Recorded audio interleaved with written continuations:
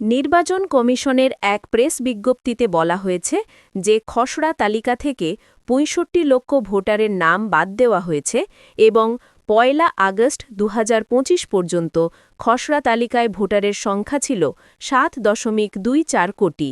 এতে বলা হয়েছে যে খসড়া তালিকা থেকে ৩.৬৬ লক্ষ অযোগ্য ভোটারের নাম বাদ দেওয়া হয়েছে এবং ২১.৫৩ লক্ষ যোগ্য ভোটারের নাম খসড়া তালিকায় ফর্ম ৬ যোগ করা হয়েছে, যার ফলে মোট ভোটারের সংখ্যা দাঁড়িয়েছে ৭.৪২ কোটিতে। বিরোধী দলগুলো বিহারে ভোটার তালিকার এসআইআর প্রক্রিয়া যে পদ্ধতিতে করা হয়েছে তার বিরোধিতা করেছে।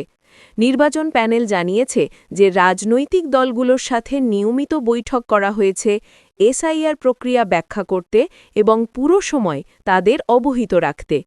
নির্বাচন কমিশন বিহারের জনগণ, নির্বাচনী কর্মকর্তা, রাজনৈতিক দল এবং অন্যান্য গুরুত্বপূর্ণ অংশীদারদের এসআইআর প্রক্রিয়া সফলভাবে সম্পন্ন করার জন্য অভিনন্দন জানিয়েছে।